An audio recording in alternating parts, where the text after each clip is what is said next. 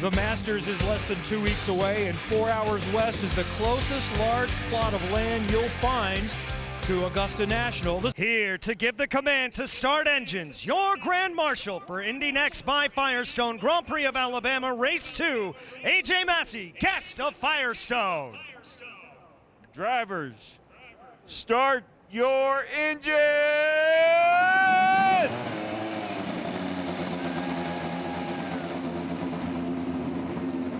There you go, we like a little flair. Let's go racing. What will Taylor and Tullio do after battling yesterday and coming out both on the short end? Are we ready to ride the Alabama roller coaster one more time? Here we go from Barber Motorsports Park. Tullio on the inside, the number 14 grabs the point. Nikita Johnson sweeps into second, getting by Taylor through turn one. I thought Tullio had an awesome jump there, and we're going to keep watching this battle. Taylor looked like he was going to try and roll the outside there in 3. He can't, but maybe he can into 5. Johnson holds second. Big draft down into turn 5. Taylor is going to try to go around the outside. Side by side right behind them and lined up all the way through the field. Will they get through? No, one is off in the grass. That's Josh Pearson, drops wheels, continues. That's where his race ended yesterday. He has not had a lot of luck in turn 5, Kevin, and we're still seeing the battling, and that is the most difficult part of this track to go side by side in. It's what led to the big incident yesterday, but so far, all these drivers through cleanly. There's scraps everywhere as they start to sort themselves out. And no, 2 go off. Miles Rowe and Max Garcia, teammates with Able Motorsports. Rowe, a part of the Force Indy program. Garcia has significant damage. How about Rowe? Let's see. Nothing looks bro. Oh yeah, you're tracking.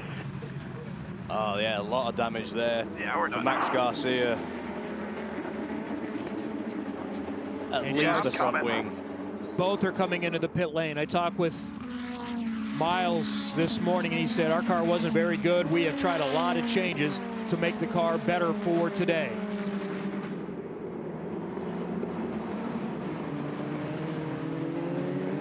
Oh, Miles just got up on the curbs and bounced back off. That, to me, Kevin, looked like a prime example of when teammates are almost like too respectful with each other. On board with Max Garcia now. You see him turn in, he turns out. Miles probably trying not to make contact, ends up just taking too much of that curb. They bounce into each other. It's just really unfortunate, and that's such a fine balance racing teammates of not enough respect, and then in this moment, perhaps maybe even too much.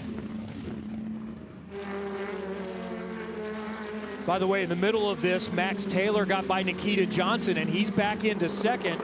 And the top 2 have started to gap, but Taylor is on the charge, right on the rear wing of Alessandro De Tullio. And Kaharczyk, I said right at the start, watch this guy, he's going to be moving forward. He started 8th, already in 5th, and right on the tail of Fittipaldi. That's for 4th. Jordan Missick in 6th, Bryce Aaron in 7th, J.M. Correa, Jack Beaton, and Seb Murray the top 10. We've already lost 2 at the end of the opening lap. And this is the view that we had for most of yesterday. Tullio controlling the race. Seemed to have it in hand, but it was lap traffic. And it wasn't just lap traffic. It was the 2 at the back of the pack battling for position. Worst case scenario, if you're the leader, they went side by side in front of them. That allowed Taylor to get through, and then it ended in tears. And Kevin, also, let's remind everybody, they were well within their right to continue the fight that they were having. That is how racing in North America, especially in the INDY NXT series and in INDYCAR, is. If there's a yellow and then they come all back in the pack, like, you can fight to even unlap yourself. So this is not just a standard case of wave a blue flag and move out the way, but yesterday in this battle we saw between them, the gap early on was about 0.7, 0.8. Max Taylor is really pressuring today, keeping it under a half a second. These 2 look pretty hooked up. Maybe a little too hooked up at times this weekend. They've been hooked together. Yeah. Which I think leads to a really great conversation point. Between the 2 of them, how do you navigate today? If you're a team owner, what are you telling each of them? Like, hey, this is what you could have done differently to avoid yesterday. Is there any specific piece of advice that you would be looking to give them, Kevin, or not? Just in this battle, the way we see it all play out yesterday, because ultimately, at the end of the day, all you can worry about is yourself. Maybe Tullio covered more. Maybe Max Taylor didn't make the move. If you were the team manager, what are you sitting down and telling your drivers today? Well, I think you got to think big picture for the championship. Certainly Taylor is in a better position, but you understand where Tullio is at. He's had 2 races without fantastic results. He wants to win the championship. You need to get that done with wins. This is a development series. These are teenagers, and it's easy for me to say, but these things are going to happen. Nothing malicious involved here. You're just going for a spot, and it didn't go the way you wanted to.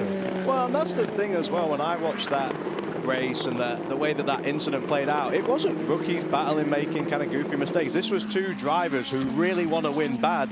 The opportunity popped up, and he had to just go for it. Yep. Jack Beaton is moving forward. We mentioned he finished in the top 10 yesterday, and he's moved up to 9th position so far. That's +6. He's moved up 6 positions. Niels Colin up 5. Bryce Aaron, Salvador de Alba, and James Rowe have all improved 4 spots since the start of the race. And our Lockie Hughes, our Lockie Watch, he's also up +5. He's now up into 16th. Kevin, for Lockie, do these races, like, we all know they're critical, but later in the season, going from 16th, trying to finish 10th, big point swing. You got to salvage what you can. But yesterday, it was the 3rd place runner, Nikita Johnson, ready to pounce late in the race after the top 2 came together with 9 laps to go. Alessandro De Tullio, AJ Foyt Racing. Leading from pole, Max Taylor from Andretti. Famous names in the top support series for IndyCar, running 1-2 right now. Let's check in with Georgia.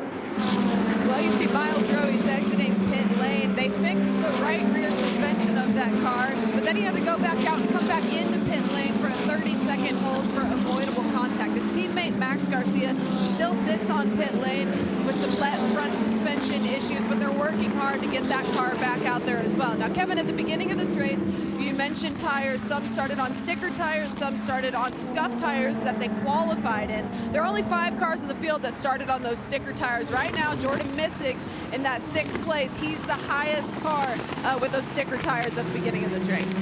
Good info as it tightens up front. Taylor has the pace for Tullio. Jack, I want to go back to how you're feeling if you're Miles Rowe. You already feel awful that you ruined your race, and you feel bad that you ruined your buddy's race, your teammates.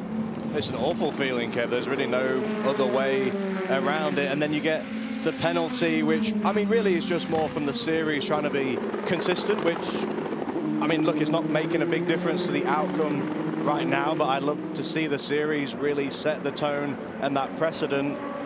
This was a guy who was so fast in practice. We had high hopes coming into this race weekend, and just in the way it's all played out, it hasn't gone his way. And he's already going to be a couple of laps down. So, yeah, it's just simply putting it on the record as you are at fault. By the way, if you were watching the IndyCar warm-up show on FS2 a little while ago, Miles Rowe is mentioned as a possibility for the Indianapolis 500. There are only 31 confirmed entries so far. So I talked with Miles this morning about that, because I'll admit I've wondered that. He is a Penske-supported driver. Might they put him in an AJ Foyt car, or Abel has had an association with Penske? Miles says, I've had no conversations. No one's brought it up. And he said, I really feel in my place.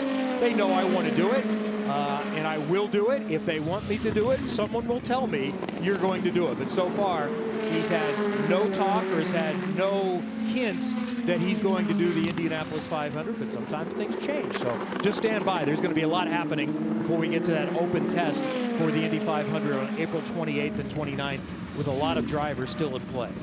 Kevin, in my experience again as well in that moment, sometimes you just do what you're told as a driver. When the team call you and say, hey, you've got an opportunity, you go, thank you, when do you need me? When the sponsor does it, you say the exact same thing. So I'm sure that for Miles Rowe, his time will come, his opportunity at the Indy 500 will come. But again, these two drivers that we're seeing lead this race, they're the stars of the IndyCar for tomorrow. And that's what I love about this series. It's like going to college. This is where people learn so that when you make the step, you make it well.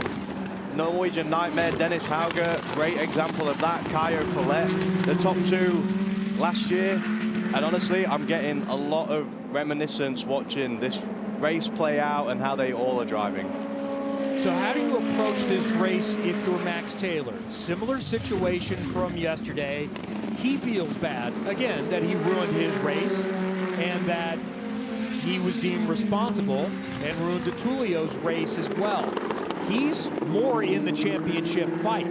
He is right now, as points run, second in the championship. Is he more conservative today, or does he make that dive if it's available?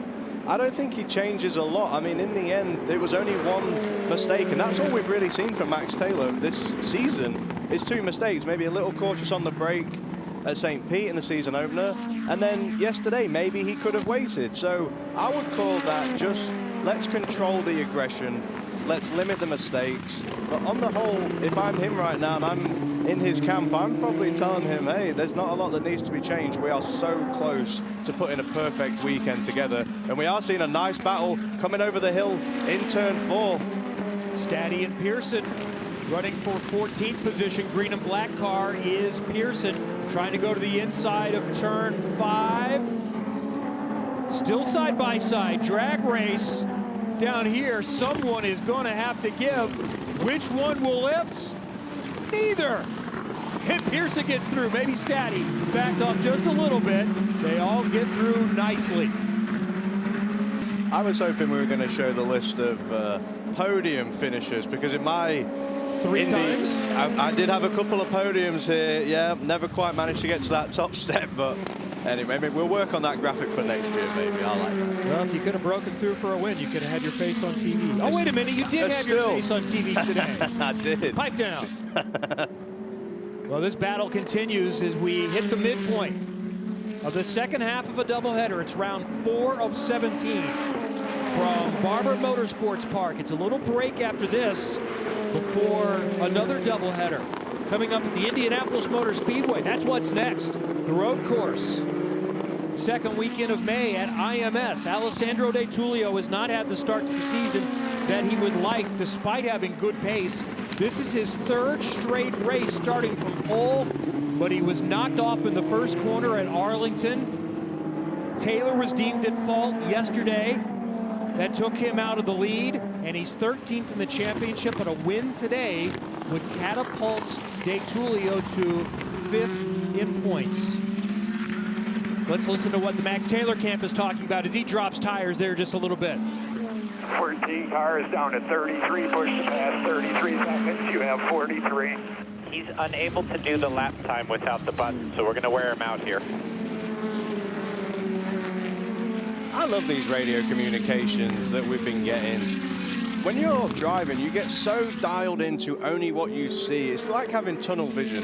So when the team are able just to give you a little bit of that extra encouragement, and what he was getting is push to pass information, and then also a little bit of extra help from his spotter, from his driving coach, about just keep the pressure on. And when he says he can't do it without the help of the button, it's just a little bit of extra horsepower that these cars get. It's limited. The bit, keep putting pressure on him. And that is the message, is keep the pressure on. Kevin, we were talking about how maybe we're going to get to some lapped traffic again. So I would say keeping a little bit of push to pass in reserve is going to be critical come end of the race. Tullio is down to 25 seconds of push to pass left, while Taylor has 39. Johnson has 45. Enzo Fittipaldi running in 4th has almost a minute left, and Fittipaldi has the fastest lap of the race at minute 12.5, just ahead of Tomek Kaharchik. Taylor has the 3rd quickest lap. The leader, De Tullio, who does not have the benefit of a draft, he has the 5th fastest lap so far. And at one point I thought we were going to catch lap traffic. I'm not sure that we are now. We'll have to just wait and see. I mean, the pace consistently looks a little bit better today. It's a little bit of a shorter race, so maybe that's going to factor in as well. But right now, although he's the leader, he's also the gatekeeper. Alessandro Di Tullio, when he does a good lap, guess who does a good lap? Max Taylor right behind him, and then everybody else. So he's really controlling this pace. And that's the only message that he needs right now is you are doing everything you need to. Focus on exits, try not to make any lockups and damage a tire in any way, and try and see this one through. So there's what we mentioned, what is still remaining for the top three, and those behind in that good battle for fourth and fifth have a little bit more. That's 1, 2, 3 right there. Yesterday's winner, the only two-time winner, Nikita Johnson, who is the championship leader at the moment, running third in that yellow and black Java House car with Kate Motorsports powered by ECR. Behind him is the grandson of the legendary Emerson Fittipaldi, Enzo Fittipaldi, running in fourth. And Tomek Kaharchik, who's been on the podium for all 3 races so far, just coming into screen right there, running in fifth. I've been really impressed by Timmy Kachal. That's his nickname. It's a known quantity at this point. Truthfully, I did not know a lot about him before he came and did Indy NXT. I looked at his CV, and it's impressive. This guy has won European championships. Making that step into North American racing isn't just different in this is how the car behaves, it's culturally very different. And he seems to have settled in really, really nicely. 3 podiums, 3 third-place finishes to start the season, and even a little bit frustrated that Arlington didn't produce something better. And right now, again, he is pouncing. He's just waiting and hoping that one of the drivers ahead makes a mistake. He's been the most consistent so far. Taylor was in line to have podiums in all 3, but had the contact and the penalty and finished in the back yesterday. Nikita Johnson has a couple of wins and a 6th place finish from Barber Motorsports Park. This is the way they've run the entire race. But Max Taylor looks like he's ready to pounce in that number 28 pink Susan G. Komen car, working on the blue and yellow Astro Pay AJ Foyt Racing. Famous number 14 right in front. And just like yesterday, Nikita Johnson is lurking, saying, boys, if you want to have a scrap, I'll be ready here to pick up the pieces. And what you're seeing from Di Tullio is also now just a little bit more defensive driving. And the run up to turn 16 is where they had their incident. On the previous lap, he actually was pinching the corner. I think that's to let Max Taylor know, you are not going to get by me there today. There are 3 teenagers leading this race. 1, 2, 3. Johnson and Taylor are 1, 2 in the championship. Johnson's the first 17-year-old to win at this type of range so early, other than Colton Herta, who might be in Formula One as soon as next year and has won 9 times in INDYCAR. I've just been so impressed by all the rookies, the teenagers, how they've conducted themselves, how they manage some of these races. Max Taylor was getting the communication, trying to keep the pressure on, let him burn the push to pass. And although it's starting to balance out a little bit, these drivers are pushing super hard. But Kevin, they've already come together this weekend, so this battle that we're seeing is almost rinse and repeat right now. So this is what happened yesterday. Lap traffic had just become a part of it. Taylor got through to Tullio, came back. Taylor tried one more time, and Taylor was deemed responsible. He had a penalty, dropped him back to 19th, and Tullio got beached and finished in 20th. Here they are. 2 car lengths separate them with 8 laps to go at Barber Motorsports Park. Max Taylor so good through turns 12 and 13 on that run up to 16, coming now through the final turn 17. He just seems to really have the confidence in that high-speed section. And I gotta say right now, Kevin, his best place is to make an overtake, turn 5, or we do a repeat of yesterday in 16. The push to pass advantage has gone away a little bit. The Tullio has 15, but Taylor only has 21 seconds left. Johnson has 28. Fittipaldi in 4th has 38 seconds remaining. And Fittipaldi has started to gap Kaharchik a little bit. At one point, it looked like Kaharchik was ready to make a move to get to 4th on his HMD teammate. Kevin, what I'm also enjoying watching is the different lines that Di Tullio and Taylor are taking And it's a game of cat and mouse. This is like a mental chess game as well. Like if you know... Push to pass in front of you. You've got 21, probably 2 more pushes than he has. So that's Don Bricker. He is the engineer for Max Taylor. It's just more information, just more communication, trying to help his driver out as much as he can to try and find a way into the lead. Max Taylor is 18 years old, lives in the New York City area. Hoboken, New Jersey, to be specific. Grew up in Connecticut as well. Tullio has lived in Miami much of his life, but he is from Argentina, races under their flag.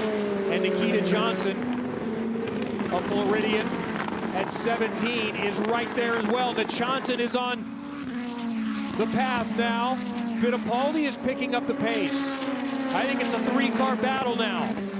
And Johnson looks like he's got a little bit of a move. He is within striking distance of Taylor for second. And Kevin, you're seeing these different driving lines happening. Nikita Johnson sitting here saying, I don't just want to wait for you two to maybe or maybe not take each other out. I just want to win this race. The top 3 under a second, with Fittipaldi just stalking on the outside as well.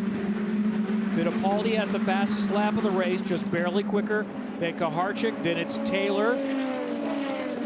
4th quickest is Josh Pearson. And then J.M. Correa has the 5th quickest lap.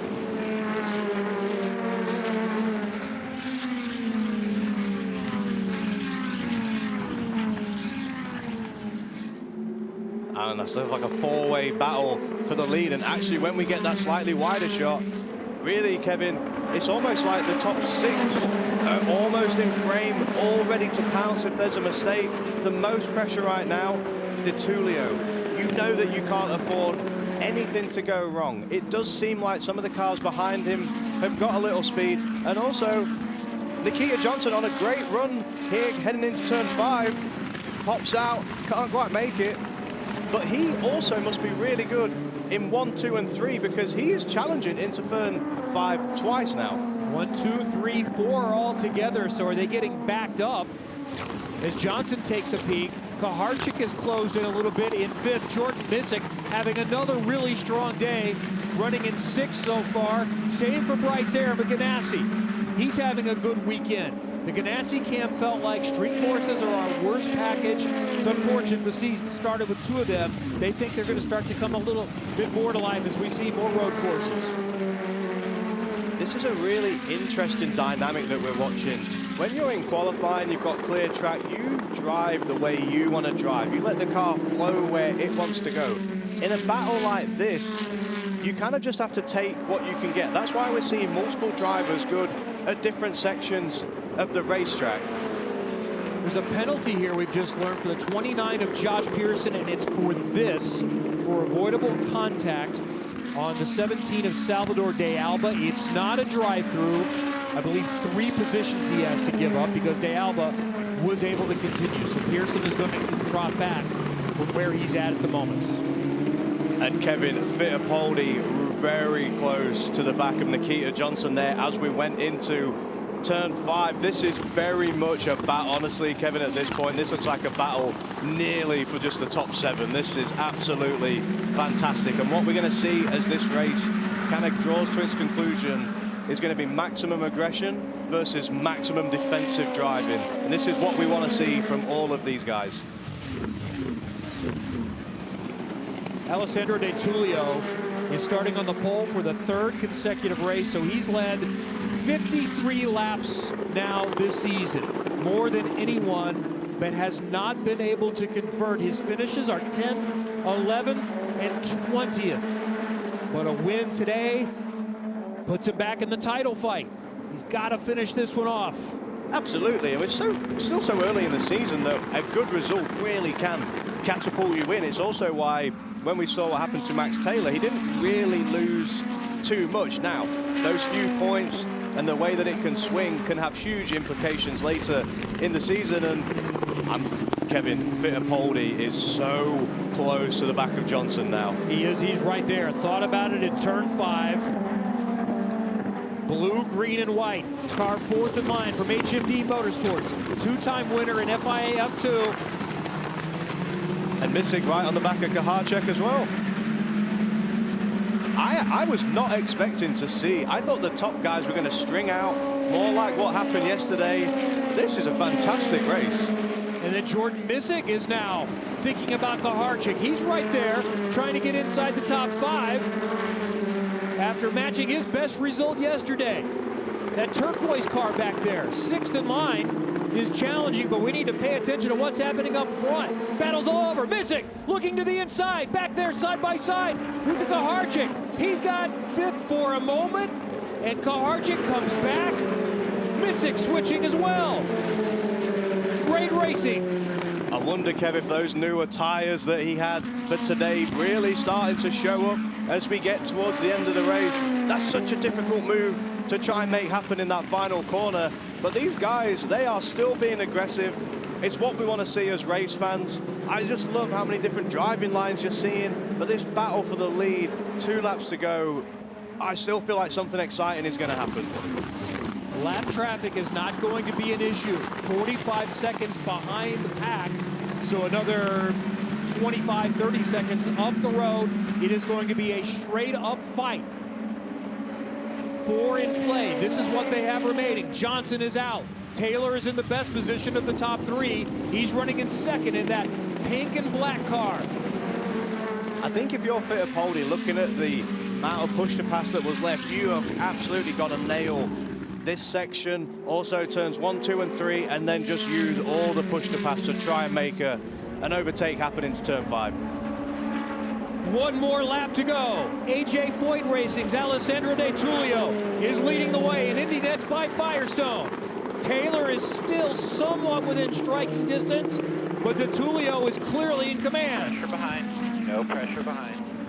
Nice, bring it out. INDYCAR and Fox is coming up in just over an hour. 1 o'clock Eastern on Fox. Taylor closes in. Meanwhile, Johnson is being battled for the final spot on the podium. Fittipaldi is right there and will have a run at the end of this stretch. Dances to the outside. Johnson stays in front. All Johnson needs to do now, be really smooth through this little chicane. Really good exit out of 13, and then just cover the inside of 16 and just be done with it today. Looks one more time. Johnson still in front. Just a few more corners to go for De Tullio. It was heartbreak yesterday. He had started on the pole in consecutive races, had nothing to show for it. But the 19-year-old from Argentina and Miami, Florida is now a winner at Indy NXT. Alessandro De Tullio and AJ Foyt win at Barber Motorsports Park.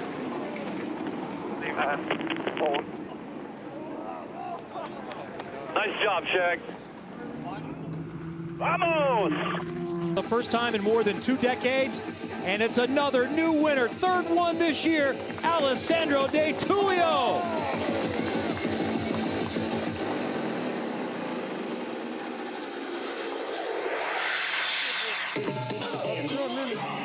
And if you want to know when the last time AJ Foyt Racing won at this level, 2002 with AJ Foyt IV. That's the way to do it. Great job. For this team, they're going to be super happy. The next immediate feeling, I would guess, is going to be relief. They got it done. They know they've got the speed, but today they got that end result, and that is a huge confidence boost, not just for him, but for his mechanics, his engineers, the entire team. Fantastic, fantastic day.